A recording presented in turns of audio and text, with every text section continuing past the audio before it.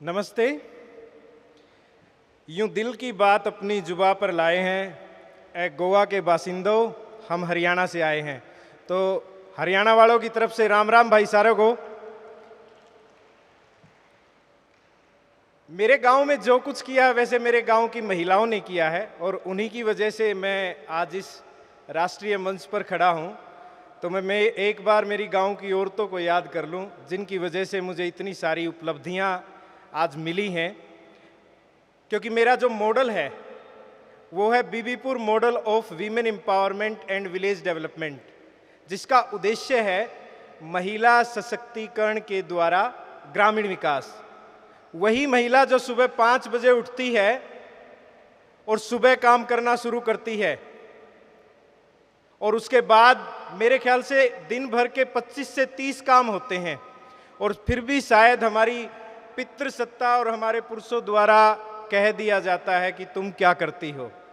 जी हाँ, जिसकी तनख्वाह किसी कंपनी के सीईओ के बराबर होनी चाहिए। क्योंकि अगर हम महीने भर में हम पुरुषों को इतना काम करना पड़ जाए तो मेरे ख्याल से 30 से 35 हज़ार रुपये के बगैर कोई भी पुरुष इतना काम जितना एक महिला निस्वार्थ भावना से हम उनको देवी और निस्वार्थ भावना के बहुत सारे शब्दों का प्रयोग करके शोषण करके उनसे करवाते हैं। प्यार की देवी शायद कोई भी नहीं कर सकता। तो मैं आप यहाँ पर जितनी भी महिलाएं हैं आप सभी को भी नमन करता हूँ कि आपका आर्थिक आंकड़ों में भले ही योगदान हमने चुरा लिया है, आपकी मेहनत हम खा गए हैं पूरे तरीके से, लेकिन इस देश की जीडीपी में आंकड़ों में ना सही लेकिन यहाँ दिमाग और हृदय में हमारे पूरी तरह से योगदान है और वो हमेशा रहेगा। जब हम गांव के सरपंच बने तो उस समय एक सीधा सा मकसद था कि गांव का विकास करना है, लेकिन करे कैसे, क्योंकि यूनिवर्सिटी में इस प्रकार का कोई कोर्स तो कराया नहीं जाता है। और फिर ऊपर से अभी हमारे साथी सरपंच ने कहा कि एक सीईओ की तरह भली भांति एक सरपंच को काम करना पड़ेगा, तो वो ज्ञान आएगा कैसे। वो किताबों में पढ़ाई नहीं, जो सिखाया सबक जमाने ने। गांव की ज़रूरतों के मुताबिक हमने मिशन पॉसिबल गांव बने शहर से सुंदर गांव में शुरू किया और उसमें हमने गांव की महिलाएं जो कि घर में रहती थी उनके द्वारा गांव की बहुत सारी सुविधाएं शुरू करवाई। जैसे गांव में एक लाडो पुस्तकालय था जिसमें लड़कियां सुबह से शाम पढ़ने जाती थी। उसमें हमने 2 लोगों को शुरुआती तौर पर पंचायत की तरफ से 6 महीने के लिए जॉब दिया। उसके बाद हमने गांव से उसके लिए रेवेन्यू इकट्ठा किया। फिर हमारे साथी प्रदेश जो है गुजरात, उस समय उस गुजरात के जो आदरणीय मुख्यमंत्री थे और आज के जो प्रधानमंत्री है, उनका गुजरात मॉडल बड़ा गूंज रहा था। तो हमने स्टडी किया कि वो ऐसा क्या करते हैं कि पूरी दुनिया में छा गए हैं। तो हमने देखा वाइब्रेंट गुजरात नाम से समिट हो रही थी वहाँ पर। मेरे गांव के को छोड़ चुके लोग जो 1960 में कोई हैदराबाद, कोई चेन्नई, कोई विदेशों में जा चुका था, महीने भर उनकी लिस्ट जुटाई और उन सबको गाँव आने का न्योता दिया। 15 से 20% लोग गाँव आए और गांव की जितनी भी समस्याएं थी उनके सामने रखी गई और उसके द्वारा शुरुआती तौर पर ग्राम पंचायत में फंड ना होने की वजह से, लेकिन गांव के लोगों ने दिल खोल कर मदद की और गांव में बहुत सारे इनिशिएटिव्स शुरू हो गए। क्योंकि जो महिला है, अगर हम देखते हैं, वो दिन भर आपके गांव में रहती है, लेकिन हम उसको सिर्फ उपभोग की वस्तु के रूप में या काम करने की वस्तु के रूप में प्रयोग करते रहते हैं। जबकि आज के दिन अगर बीबीपुर गांव में देखते हैं तो सैनिटरी पैड जो हैं वो महिलाएं बनाती हैं। हमारे आसपास के जितने भी गांव हैं वहाँ पर ऐसा रेवोल्यूशन आया जो कि प्रणब मुखर्जी जो हमारे पूर्व राष्ट्रपति रहे हैं, उन्होंने जब बीबीपुर मॉडल देश के 100 गाँव में लागू किया तो मुझे खुशी है कि मेरे ही गाँव का Bibipur model of women empowerment and village development लागू हुआ और आज वहाँ की गाँव की महिलाएँ 250 रुपए की देसी घी की थाली आसपास की कंपनीज को ट्रांसफर करती हैं।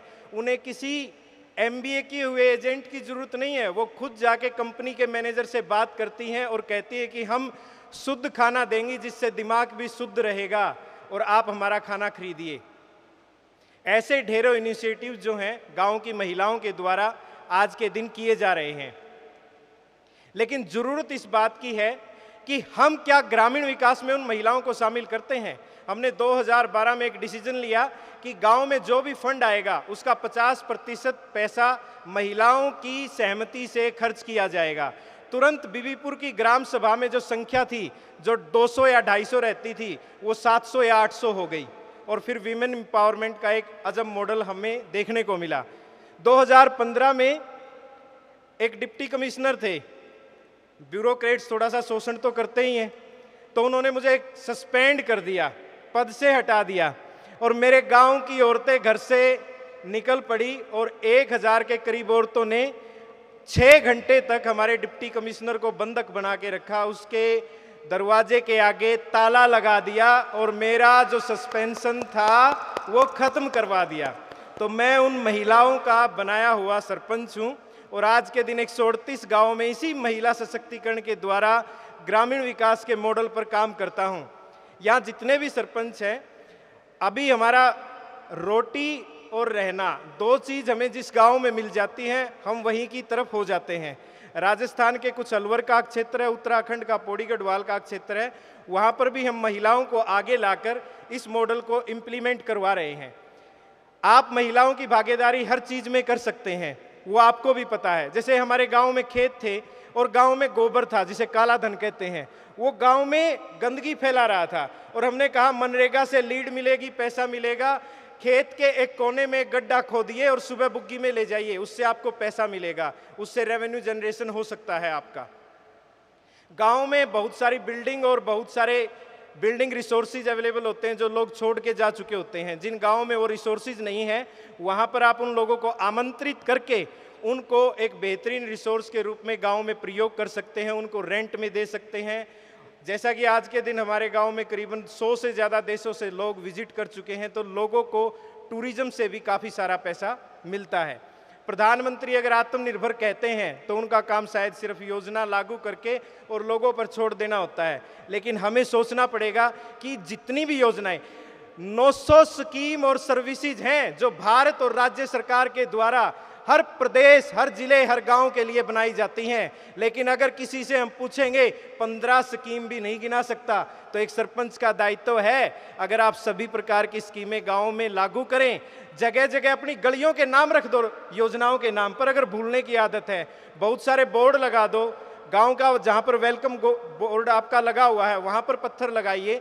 तो जितनी भी प्रकार की जो स्कीम्स हैं वो अगर आप गांव के लोगों तक पहुंचाएंगे और उनसे फिर बाद में आप पंचायत की सहायता के लिए बोलेंगे, तो अगर आपके गांव में किसी प्रकार की फंड की कमी है तो वो गांव के लोग ही आपको मुहैया करवा देंगे। कल मैं अभी एक स्पीच सुनी थी राहुल जी की, बहुत सारे सरपंचों को और राजनीतिक लोगों को चोर कहने की प्रथा पूरे देश भर में चली हुई है। शुभ लाभ के मॉडल पर काम कीजिए। जब हम बड़े हुए घर में बड़े होते हैं, बाहर शुभ लाभ लिखा होता है। शुभ लाभ का अर्थ है कि आप ईमानदारी, नेक नियति से आप पैसा कमा सकते हैं।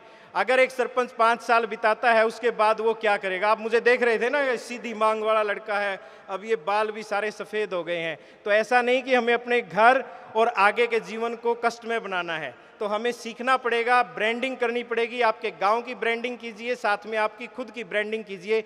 It is an old saying that यथा राजा तथा प्रजा। जैसे प्रधानमंत्री या दूसरे राजनीतिक लोग कर रहे हैं, उनकी अच्छी बातें फॉलो कीजिए और अपने गांव और अपने जीवन को आगे बढ़ाएं। नमस्कार।